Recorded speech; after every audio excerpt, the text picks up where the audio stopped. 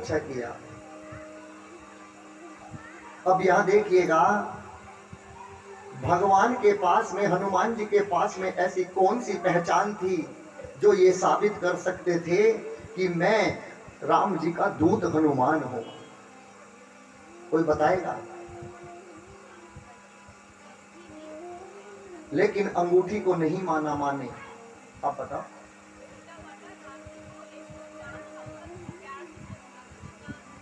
क्या नाम था? नाथ। देखिए, सही कहा। हनुमान जी के पास अब केवल एक बात ऐसी बची थी जो केवल राम जी के और सीता के अंदर रहती थी, तीसरे व्यक्ति के कानों में नहीं गई थी। आज हनुमान जी ने उसी नाम का बखान कर दिया। कैसे? राम दूत में मातो जानकी, सत्य शपथ करो ना निधान की। मां भगवान को करुणा निधान कहती थी। करुणा निधान। अब जैसे ही कहा, मां मैं करुणा निधान के चरणों की सौगंध खाकर कहता हूं, मैं उन्हीं का दूत, उन्हीं का बेटा हनुमान हूं। कहा कि ये तो बात केवल हम दो जानते हैं, ये इसको कैसे पता? और तुरंत मां ने हनुमान जी को उठाया और अपनी गोद में बिठा लिया। फिर कहा कि हनुमान मुझे एक बात बताओ। कौन सी बात? नर बानर ही संग कहूं कैसे, कहीं कथा भई संगति कैसे। तुम तो वानर हो, मेरे प्रभु नाथ हैं, तुम दोनों में मित्रता कैसे हुई? भगवान ने सब बताया। मां रोई। कहा कि तुम्हारे प्रभु के पास में क्या अब धनुष बाण नहीं बचा? क्या वो मुझे कभी याद नहीं करते? उन्होंने मेरे पास आज तक कुछ भी नहीं भेजा, कोई संदेश नहीं भेजा। मां ने कहा, हनुमान जी ने कहा, मां भेजा है, लेकिन आप पहचान नहीं पा रही हो। कौन? जिमी अमोघ रघुपति बाणा, ये ही भांति ये चले हनुमाना। ये हनुमान मेरे प्रभु का बाण है, ये अमोघ बाण है। और माता, यदि आप कहो तो आपको अभी ले जाऊं। कैसे? अब ही मातु मैं जाऊं लेवाई, प्रभु आयसु नहीं राम दुहाई। राम जी के चरणों की सौगंध खाता हूं मां, एक बार आप कह दो, अभी तुम्हें यहां से ले जाऊंगा। बहुत देर तक ऐसी ही बातें हुई और अब हनुमान जी को मां ने कहा कि तुम्हारी टीम में सब इतने ही बड़े हैं कि और भी बड़े हैं? भगवान तो बंदर थे ना। कहा कि मैं अपनी टीम में सबसे छोटा हूं, सब मुझसे बड़े बड़े हैं मां। और भगवान ने अपना असली रूप दिखाया। कैसे? कनक भोधरा कार शरीरा, समर भयंकर अतु बलवीरा। भगवान हनुमान जी का सिर आकाश में अड़ गया। कहा कि बेटा छोटे हो जाओ, मैं सब समझ गई, जाओ मैं तुम्हें आशीर्वाद देती हूं। क्या? आशीष दीना राम प्रिय जाना, हो तू तात बल शील निधाना। मां ने भगवान को आशीर्वाद दे दिया। और क्या दिया भगवान को? अष्ट सिद्धि नो निधि के दाता, अश्वर दीन जानकी माता। और दूसरा एक और वरदान दिया। कौन सा वरदान? अजर अमर गुण निधि सुत हो, करहूं बहुत रघु नायक छो। तुम सदा अजर और अमर रहोगे। जहां भी राम कथा चलेगी हनुमान, तुम्हारा वहां पर 9-10 दिन तक का वास वहीं होगा। ये हनुमान जी को वरदान है। तुम क्या समझते हो, क्या यहां पर कोई नहीं बैठा? जिस दिन पहला दिन होता है, हनुमान जी का आवाहन होते ही यहां पर 9 दिन के लिए हनुमान जी का वास हो जाता है। वो बड़े दुर्भागी हैं जो यहां तक आकर और कानों में कथा को नहीं श्रवण कर पाए। आपके इस सरस्वती बिहार में हनुमान जी विराजमान हैं, विराजमान है। और अपना भाग्य देखिएगा, शनिवार में सुंदरकांड शाम के समय हो रहा है। इतना बड़ा भाग्य है। अब भगवान ने कहा, मां अब मुझे बहुत भूख लगी है, मैंने एक बूंद जल का भी नहीं पिया जब से चला हूं, अब मुझे कुछ खाने को दो। बाबा कहते हैं, चले नाई सिर पैट ही बागा, चले नाई सिर पैट ही बागा, फल खाए सितरु तोरण लागा, फल खाए सितरु तोरण लागा, रही कहाँ बहु भट रखवारी, रही कहाँ बहु भट रखवारी, कछु मारे सिखहु जाय पुकारे, कछु मारे सिखहु जाय पुकारे, नाथ एक आवा कपि भारी, हे अशोक वाटिका उजाड़ी, हे अशोक वाटिका उजाड़ी, हाँ इसी फल अरु विटप उपारे, राक्षस मर्दि मर्दि महकारे, सुनि रावण पाटऊ भट नाना, ही नहीं देख कर्ज हनुमाना, सब रजनी चर कपि संघारे, गए पुकारत कछु अधमारे, पुनि पैटऊ तहि अक्ष कुमारा, कला संग ले सुबट अपारा, गावत देखी विपटते ही घर जाता, पति महाधुनि कर जा, आवत देखी विटप गई घर जाता, नहीं पति महाधुनि कर जा, कछु मारे सिकहु कछु मर्दसी, कछु मिले सिधरि धूरी, कछु पुनि जाई पुकारे, प्रभु मृकट बल भोरे। हनुमान जी ने आज पूरी वाटिका को उजाड़ दिया। और जैसे ही कुछ भट रखवाले गए रावण के पास कि एक छोटा सा बंदर आया है जिसने पूरी लंका को आज अशोक वाटिका को उजाड़ दिया। रावण का एक छोटा पुत्र है जिसका नाम है अक्षय कुमार। अक्षय कुमार आया और भगवान हनुमान जी ने एक वृक्ष को उठाया और अक्षय कुमार के सिर पर ऊपर डाल दिया। यहाँ पर अक्षय कुमार की मृत्यु हो गई। अब जैसे ही अक्षय कुमार का शरीर ले जाया गया, रावण ने देखा, आया क्रोध। एक और उनका बेटा है जिसका नाम है इंद्रजीत। इंद्रजीत ने कहा चलो मैं देखता हूँ। बाबा कहते हैं ए जी चला इंद्रजीत अतुलित जोधा, चला इंद्रजीत अतुलित जोधा, बंधु निरंग सुनि उपजा जोधा, बंधु निरंग सुनि कपि देखा तारुण भट आवा, कपि देखा तारुण भट आवा, कटकटाई कर जा अरुधावा, कटकटाई कर जा अरुधावा, अति विशाल तरु एक उपारा, विरत के निलंकेश कुमारा, अति विशाल तरु एक उपारा। जैसे ही इंद्रजीत आया, इंद्रजीत को कुछ क्षण के लिए हनुमान जी ने बेहोश कर दिया। इंद्रजीत उठा, इंद्रजीत ने ब्रह्मास्त्र निकाला और हनुमान जी को ब्रह्मास्त्र में बांध दिया। हनुमान जी क्या सचमुच बंधे थे कि जानबूझकर बंधे थे? जानबूझकर। क्यों?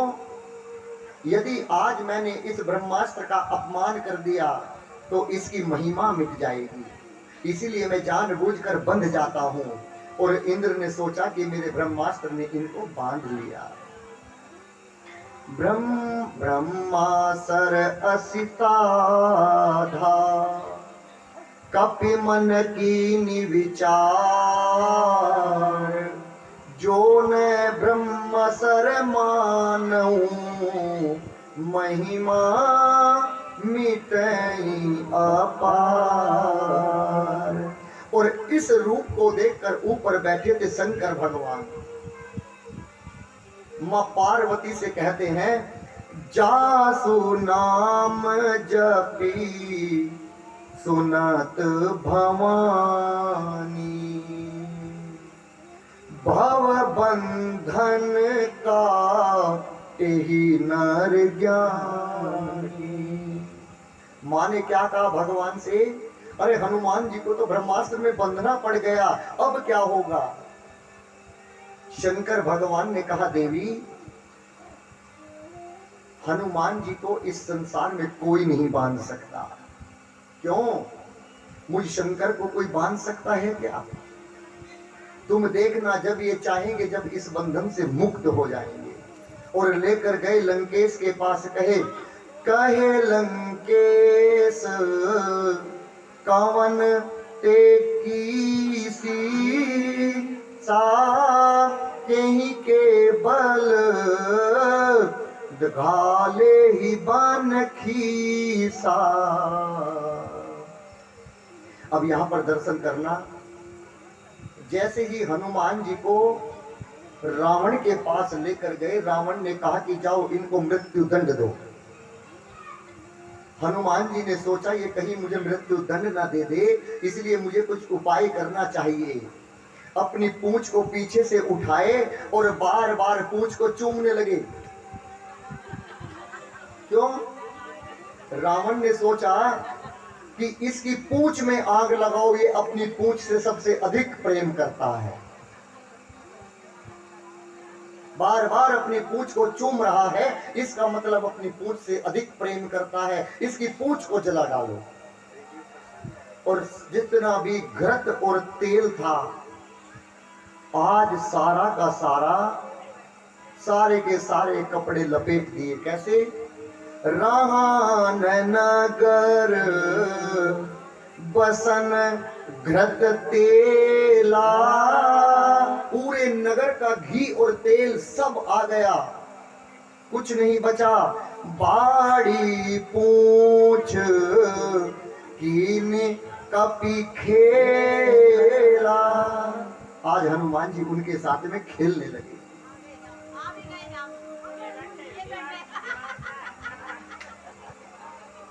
देखिए, अब हनुमान जी ने इतनी पूंछ बढ़ा दी कि कपड़े कम पड़ गए।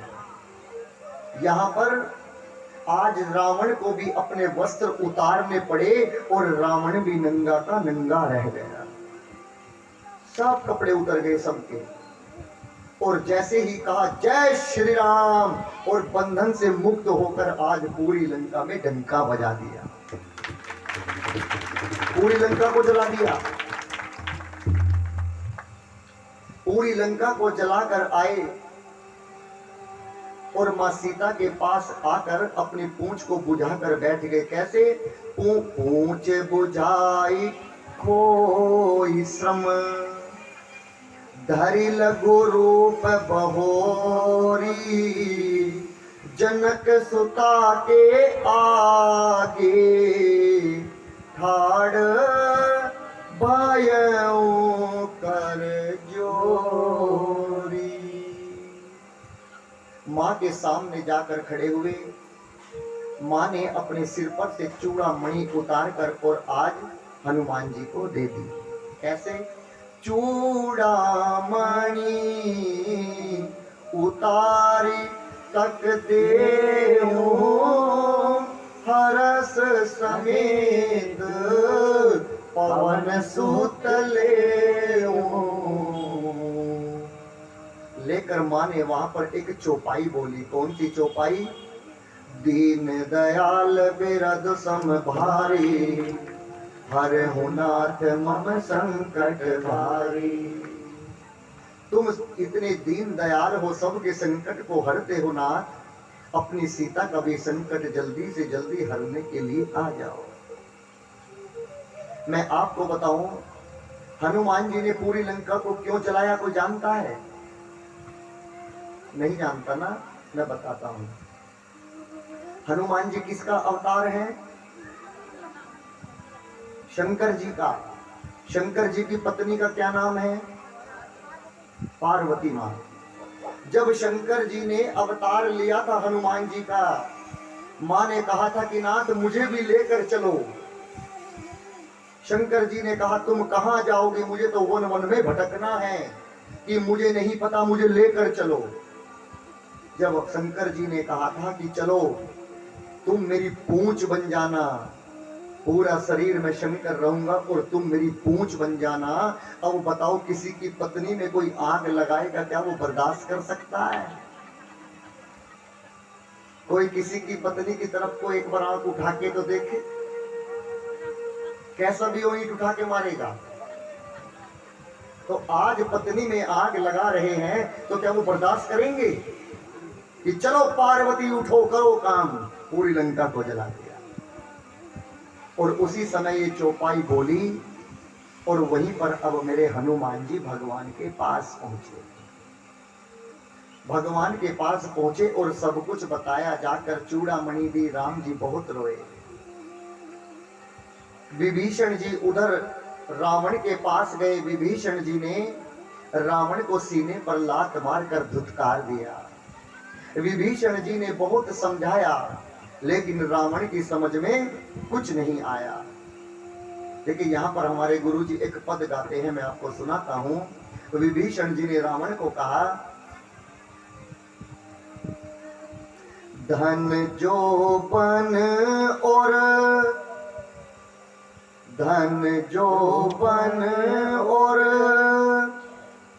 काया नगर की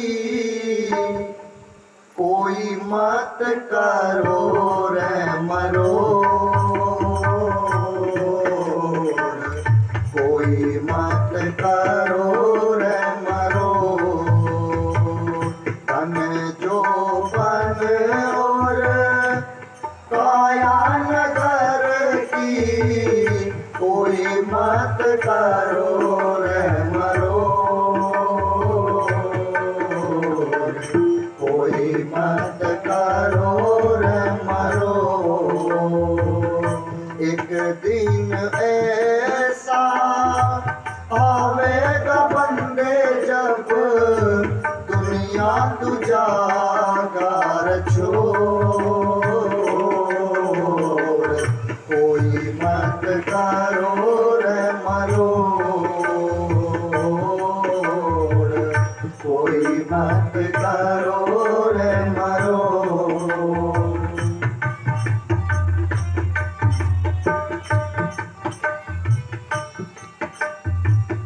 क्यों चाले से आंगा बांगा, क्यों चाले से आंगा बांगा। चिता बीच तने धर देंगे नंगा, चिता बीच तने धर देंगे नंगा। एक अग्नि का लेके पतंगा तेरे गिर जाएंगे चारों ओर, कोई मत करो रे मरो, कोई मत करो रे मरो। क्या होता है? सिरान खड़ी तेरी माई रोवे, सिरान खड़ी तेरी माई रोवे, भुजा पकड़ तेरा भाई रोवे, भुजा पकड़ तेरा भाई रोवे, पाया खड़ी तेरी ब्याहता रोवे, जिसे लाया था बांध के मोर, कोई मत करो रे मरो, कोई मत करो रे मरो, धन जो बन और काया करेगी, कोई मत करो रे मरो, कोई मत करो रे मरो, कोई मत करो रे मरो। क्या होता है जब मर जाते हैं? 5 साथ तेरे चलेंगे साथ में। क्यों? हमारे धर्म में याद रखना, जिसको 4 बेटे नहीं होंगे तो कंधा देने वाले भी नहीं मिलेंगे। क्यों? हमारा धर्म इतना पिछड़ता जा रहा है कि अपने समाज में यदि कोई चला जाता है तो उसके पीछे तक शमशान तक नहीं जाते, छिप जाते हैं और दूसरे धर्म को देखिएगा, नाम लेने की आवश्यकता नहीं है, खड़े होने की आवश्यकता नहीं मिलती। जब हम लोग दुख में नहीं जाते तो सुख में क्या खाक जाएंगे? और अब तो ऐसी मशीनें आ रही हैं, 10-20 हजार रुपए देंगे, मुर्दे को लेटाएंगे और 2 सेकंड के लिए अंदर देंगे और हड्डी भी खत्म, हड्डी भी नहीं मिलेगी, बस राख लेकर चले जाओ, खत्म।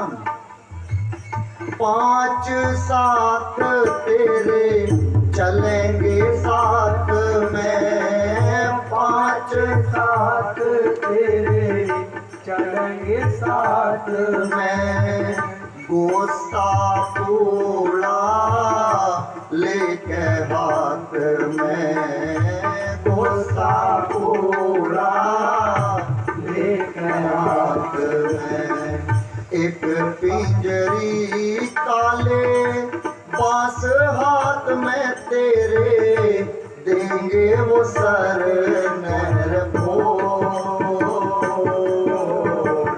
कोई मत करो रे मरो,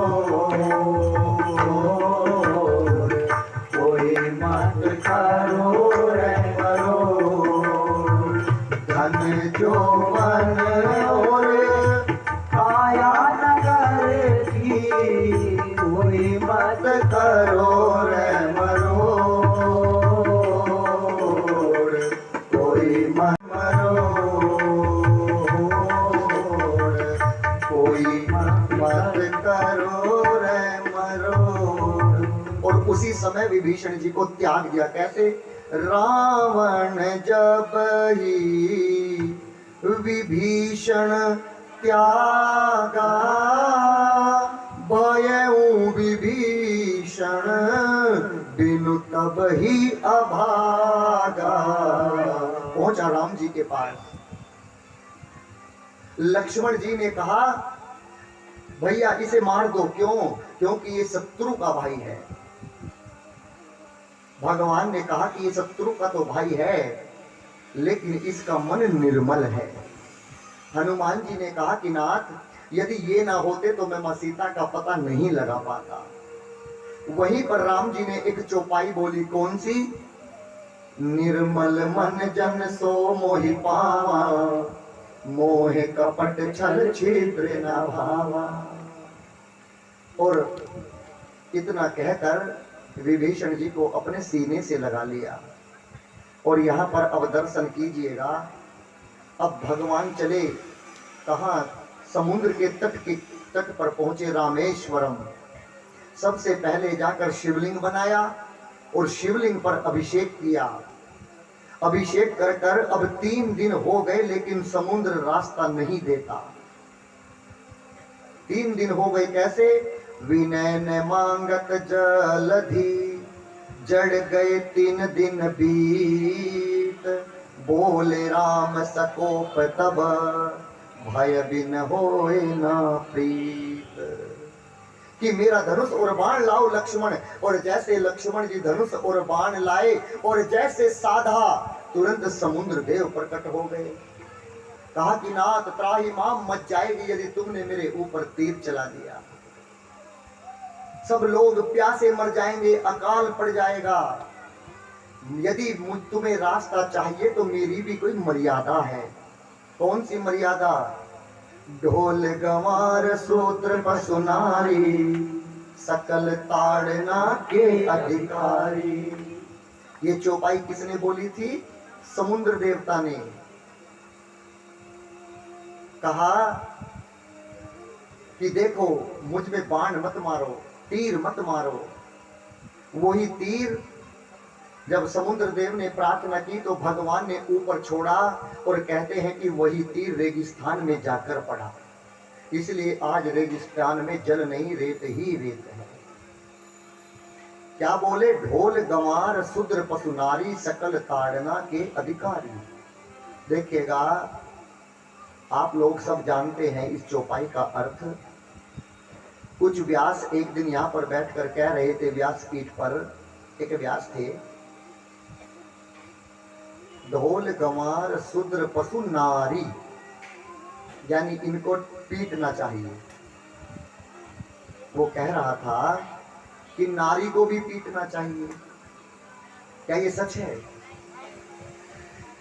देखिएगा, उत्तर सुनिए, इसका कितना अच्छा उत्तर है। गोस्वामी तुलसीदास जी ने कितना अच्छा लिखा है। ढोल, जब तक आप ढोल को ताड़ोगे नहीं तो बताइए वो कैसे बजेगा। गंवार और शूद्र और पशु, ताड़ना माने देखना। अवधि में ताड़ना को क्या कहते हैं? देखना। और 5वें नंबर पर आई नारी। इन 5 को जब तक आप देखेंगे नहीं, अपनी दृष्टि नहीं बनाकर रखेंगे, तो बताइए 5 में से काम कैसे होगा। नारी के लिए कहा है, यदि किसी की बहन स्कूल में जाती हो या कहीं बाजार में जाती हो, तुलसीदास जी कहते हैं कि अपनी बहन को, अपनी पत्नी को, अपनी माँ को, अपनी चाची को, अपनी ताई को, अपनी बेटी को ताड़ना चाहिए। ताड़ना माने देखना चाहिए। वो कहाँ जाती है, क्या करती है। केवल गोस्वामी जी ने ये लिखा है। बताइए क्या गलत लिखा है? लेकिन कुछ मूर्ख लोग ये कहते हैं कि ताड़ना माने पत्नी को पीटना चाहिए। अब जब उसने ये कहा कि पीटना चाहिए, हमने उससे कहा कि भाई आपने अपनी पत्नी को कितनी बार पीटा? बोले हम क्यों पीटेंगे महाराज जी, फिर क्यों समझाते हो? अब जिसके घर में लड़ाई पहले से ही होती होगी, आज वो पी कर जाएगा और 4 लाख मारेगा, कहेगा ये तो महाराज जी भी कहते हैं, कुरान में लिखा है। कहा तो क्या मतलब है कि पहले कहीं सीख कर आओ जब बताना। ताड़ना माने देखना, ये समझाया। और अब समुद्र ने कहा कि प्रभु मेरे ऊपर सेतु बनाइए, तभी आप पार जा सकते हैं। ये मर्यादा के विरुद्ध है कि मैं सूख जाऊं और तुम्हें रास्ता दे दूं, ये विरुद्ध है। तभी नल और नील को बुलाया गया। नल और नील को ये आशीर्वाद, ये श्राप मिला था ऋषियों का। वो जो भी वस्तु उठाते थे, ऋषियों की भजन करते हुए जल में डाल देते थे, वो डूब जाती थी। उन ऋषियों ने उन्हें श्राप दिया कि आज के बाद तुम जल में कोई भी वस्तु डालोगे तो वो डूबेगी नहीं, वो तैरेगी। होनी होती है होन की खातिर। ये श्राप इसलिए ही मिलना था। और नल और नील को बुलाया, एक पत्थर पर रा और एक पर माँ लिखवाया। रा को पहले फेंका, फिर माँ को पहचा, दोनों जुड़ते गए और राम सेतु बनता गया। राम सेतु बनता गया। एक पत्थर मेरे राम जी ने भी फेंका, लेकिन वो पत्थर डूब गया। क्यों? कहना चाहते हैं, अरे जिसको भगवान अपने हाथों से छोड़ देंगे, बताइए क्या वो तैरेगा कि डूबेगा? वो तो डूब जाएगा। उसी समय एक छोटी सी गिलहरी आई। गिलहरी के मुंह में कंकर थी और वो भी उस कंकर को ढोती और राम सेतु में सहयोग करती। राम जी ने अपनी गोद में उठाया और अपने हाथों से उसे सहलाया और उसे वरदान दिया कि सबसे प्रिय मेरी गिलहरी होगी, क्योंकि राम सेतु में इसने भी सहयोग किया। चिड़िया चोंच में मिट्टी नहीं लाई थी, ये सब गलत है।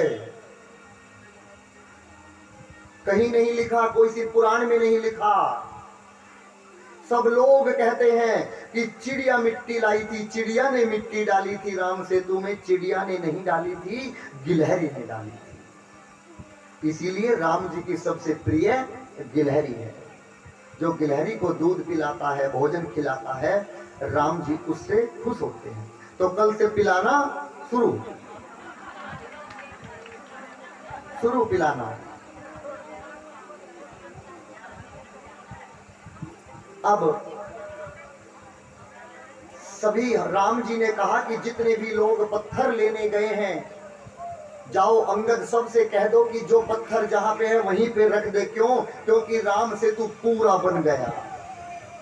जैसे ही अंगद जी ने बताया तो हनुमान जी के हाथ में बहुत बड़ा पर्वत था और उस समय हनुमान जी वृंदावन में थे। कहा कि हनुमान जी अब इस पत्थर की आवश्यकता नहीं है, यहीं पर रख दो। उस पर्वत को वहीं पर रखा और उस पर्वत ने कहा कि आज मैं राम सेतु में लगने के लिए जा रहा था, लेकिन मेरा दुर्भाग्य कि मैं आगे ना बढ़ सका। हनुमान जी मेरा एक छोटा सा काम कर देना, आप प्रभु से कहना कि कभी ना कभी आकर मेरे ऊपर भी अपना हाथ रख देंगे। आकर हनुमान जी ने राम जी को सारी बात बताई और वही जो पर्वत था वृंदावन में रखा गया और अगले जन्म में द्वापर में भगवान ने श्री कृष्ण का अवतार लिया और आज उसी जिसकी आप गोवर्धन की परिक्रमा करने जाते हैं, उसी का नाम गोवर्धन पर्वत पड़ा और उसी को श्री कृष्ण जी ने अपनी उंगली पर उठाया। कहा कि गोवर्धन तू बड़ा भाग्यशाली है। क्यों? क्योंकि हनुमान जी से तूने वचन ले लिया और हनुमान को मैंने वचन दे दिया। आज मैं तुझे अपने हाथों से उठा रहा हूं और ये गोवर्धन भगवान का हाथ लगने से पवित्र हो गया, इसीलिए उसकी परिक्रमा हम लोग करने जाते हैं। अब पूरा सेतु बना, अंगद जी को भेजा। आप लोग सब इस कहानी को जानते हैं। अंगद जी ने वहां पर जाकर क्या किया? पैर को जमाया, किसी से नहीं उठा। अब सबसे पहले कुंभकर्ण को जगाया। कुंभकर्ण ने बहुत रोका, रावण को बहुत समझाया, लेकिन समझ में नहीं आया। भगवान के हाथों से कुंभकर्ण का वध हुआ। इसके बाद में इंद्रजीत आया। इंद्रजीत ने शक्ति मारी, कहूं शक्ति वक्ति नहीं मारी। ये सब झूठ है।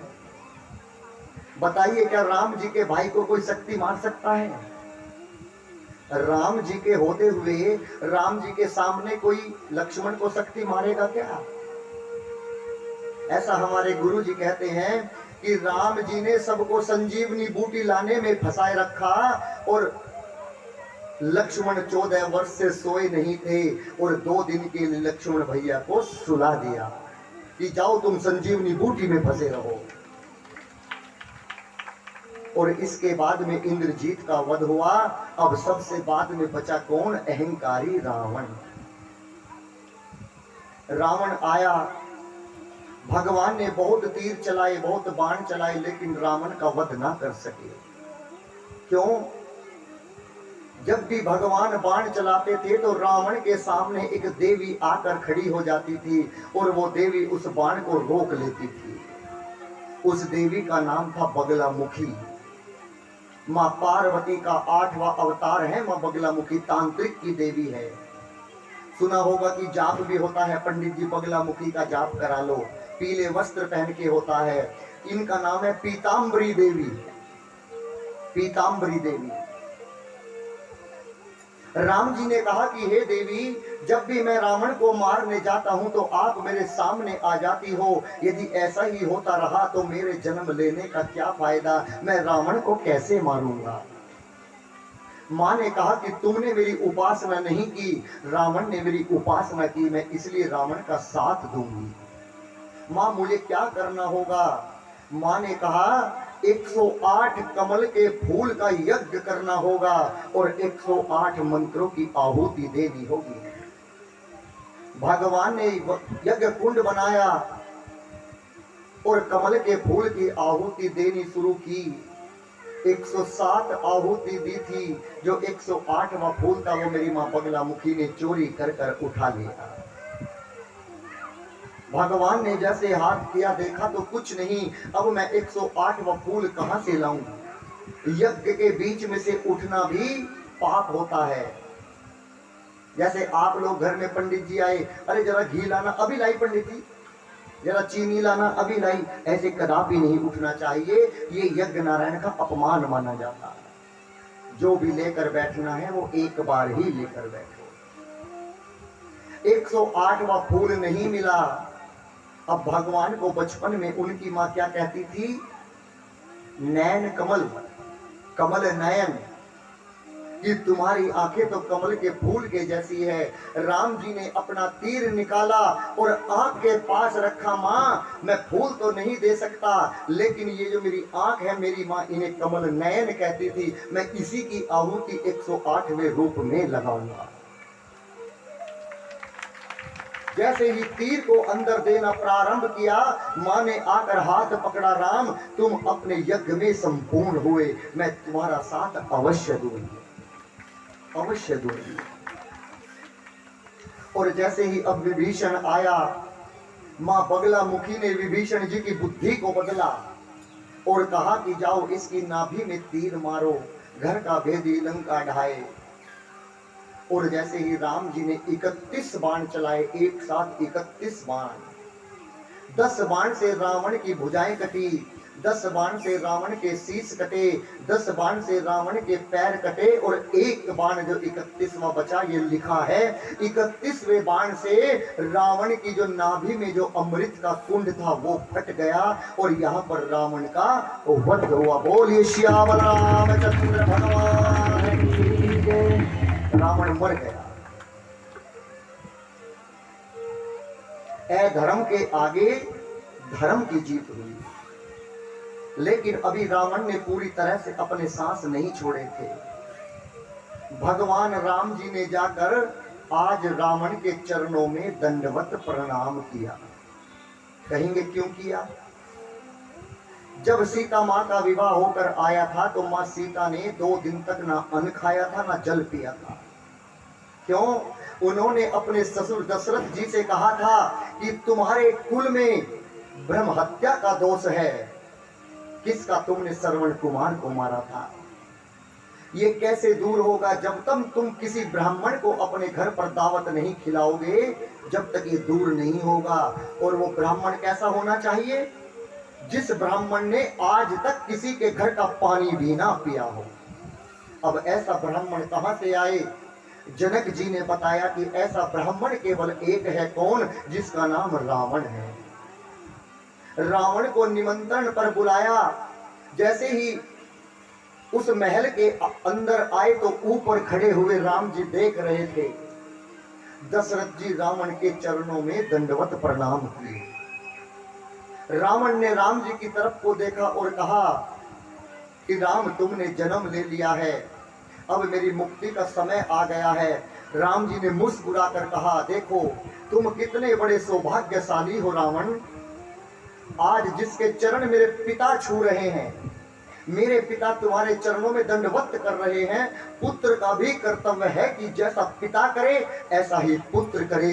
मैं वचन देता हूँ रावण, आज मेरे पिता ने तुम्हें दंडवत किया है, एक दिन जब मैं तुम्हें मारूंगा मैं तुम्हें दंडवत प्रणाम करूंगा। ये है संस्कार, ये संस्कार है जो बच्चे अपने माता और पिता से सीखते हैं। मरते मरते रावण के चरणों को पकड़ा, अपने माथे से लगाया और कहा प्रणाम करने के बाद में यहां पर रावण ने, देखिएगा, चाहते तो राम जी यहां पर रावण को जीवित भी कर सकते थे। यदि रावण एक बार भी कहता तो रावण को जीवित कर सकते थे, लेकिन रावण ही खुद मरना चाहता था। क्यों? यदि मुझे राम जी ने नहीं मारा तो मुझे गति कैसे मिलेगी? मेरा शरीर तो तामसी शरीर है, मैं ना भजन कर सकता, ना किसी के घर पर जा सकता, मैं तो राक्षस हूं। और यहां पर अपने प्राणों का त्याग कर दिया, रावण इस दुनिया से चले गए। और अब भगवान उसी पुष्पक विमान पर बैठकर मां जानकी को लेकर और लक्ष्मण भैया को लेकर अब आए। सबसे पहले कहां पर आए बताइए? राम जी सबसे पहले कहां पर आए? किसको दर्शन दिया? केवट भैया को, जिसने कहा था फिरती बार मोही जो कछु देवा सोई प्रसाद शीस धर लेवा। आज राम जी आए और यहाँ पर केवट का उद्धार किया और केवट को अपने लोक में ले गया, केवट का उद्धार किया। और फिर भगवान आए कहाँ? भरत भैया के पास नंदी ग्राम में। भरत ने चिता को सजाया, कहा यदि एक भी दिन मेरे भैया ने लेट किया तो मैं अपने आप को जिंदा जला लूंगा। राम जी आए और भरत को अपने गले से लगाए, अपने गले से लगाकर और फिर अयोध्या में गए। वहां पर जाकर सबसे पहले मां सीता की अग्नि परीक्षा हुई। लोग कहते हैं कि मां को अग्नि परीक्षा देनी पड़ी, कोई परीक्षा नहीं दी मां ने। असली की सीता कहां थी? अग्नि में। लोगों ने सोचा कि मां को परीक्षा देनी पड़ रही है, लेकिन भगवान की लीला देखिएगा, अग्नि में से नकली की सीता अंदर गई और असली की सीता निकलकर मां बाहर आ गई, जिसको हम लोग कहते हैं कि मां ने अग्नि परीक्षा दी। भगवान को 14 वर्ष का वनवास नहीं हुआ था, ये भी मैं आपको बताऊंगा। आप कहेंगे महाराज जी कहां से नई नई बात बता रहे हैं? जब से जन्म लिया सब कहते हैं 14 वर्ष का वनवास हुआ था। उत्तर सुनिए, 3 साल में एक महीना आता है जिसका नाम होता है लोंद का महीना। उस साल 12 महीने नहीं 13 महीने जोड़े जाते हैं। जब भगवान को 13 वर्ष हुए तो सारे गुरु वशिष्ठ, विश्वामित्र जी, सतानंद महाराज जी, सब जितने भी ज्ञानी ऋषि मुनि थे सब बैठे और एक सभा की। कहा कि ये 3रा महीना जो 13वां महीना आता है ये भी तो काउंट होगा। जितने भी लोंद के महीने पड़े उससे कम समय भगवान के माप करके, और जब भगवान अयोध्या में आए थे। ये बात आज तक तुम्हें किसी ने नहीं बताई होगी। होता है कि नहीं 13वां महीना, लेकिन दिन होते हैं 365, लेकिन लोंद का महीना जुड़ जाता है। अब यहां पर भगवान का अभिषेक किया गया, भगवान को राजा बनाया गया, और अब काल आया, काल, और काल ने भगवान से कहा कि मुझे तुमसे 5 मिनट बात करनी है, और यदि कोई हमारे बीच में बात करते करते आ गया तो राम मुझे वचन दो तुम उसे मृत्यु दंड दोगे। जैसे ही दोनों की बात चल रही थी, एक ऋषि आए, नहीं माने, और लक्ष्मण जी ने जाकर राम जी से कहा कि भैया वो ऋषि आए हैं, नहीं तो कहते हैं कि श्राप दे दूंगा, तुमसे मिलना चाहते हैं। ये भी भगवान की लीला थी। भगवान लक्ष्मण को जैसे मारने चले, हनुमान जी ने हाथ पकड़ा, कहा कि प्रभु मारने से भी बड़ा एक दंड और होता है। कौन सा? अपनी आंखों से त्याग देना, ये और भी बड़ा दंड है। और भगवान ने लक्ष्मण को त्याग दिया। क्यों? पहले ही योजना बना ली कि जाओ जल्दी जाकर शेषनाग बन जाओ, मैं आ रहा हूं, तुम्हारे फण पर ही तो बैठूंगा। पहले ही योजना बन गई। काल ने कहा कि राम जी, मुझे ब्रह्मा जी ने भेजा है, कहा है कि अब रावण मर गया, तुम चाहो तो साकेत में चल सकते हो, यदि तुम कुछ दिन और यहाँ पर आनंद लेना चाहते हो तो आनंद ले सकते हो।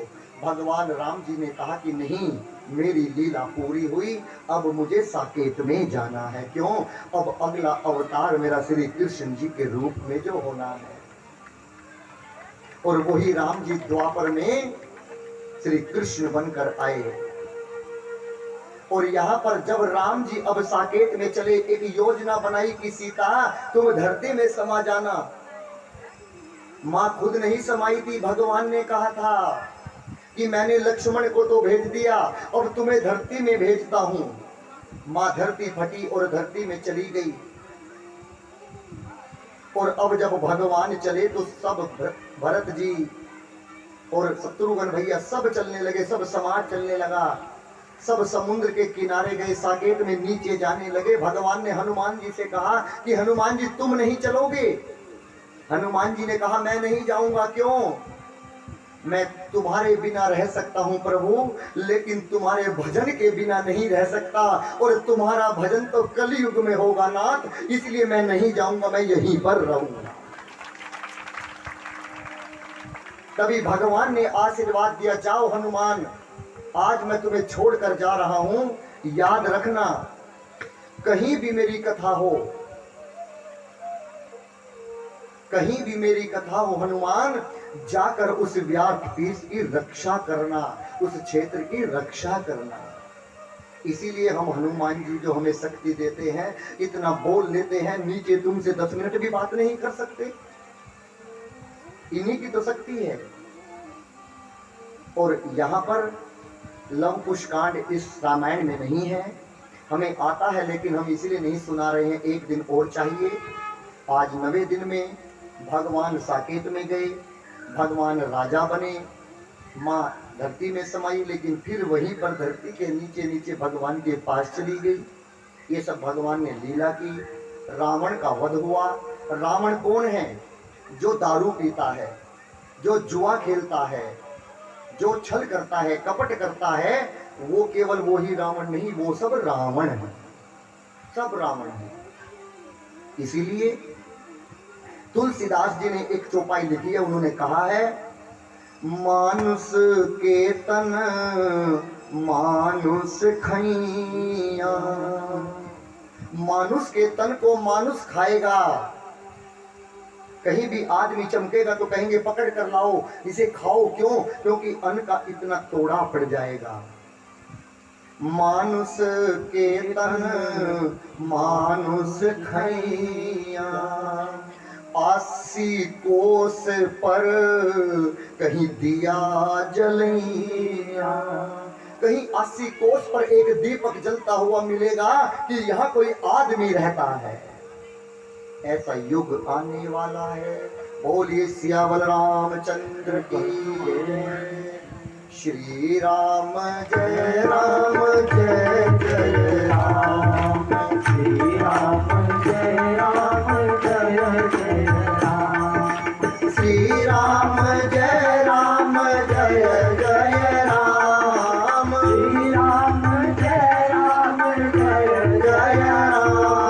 श्री राम जय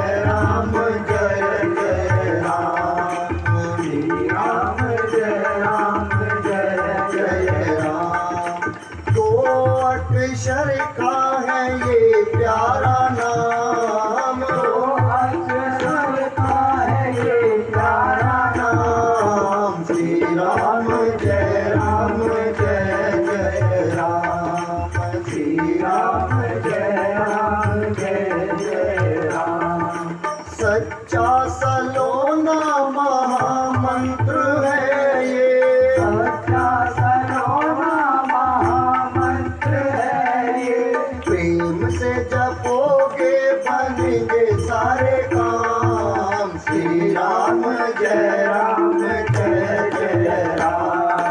श्री राम जय जय राम। श्री राम जय जय राम। राम नाम एक, राम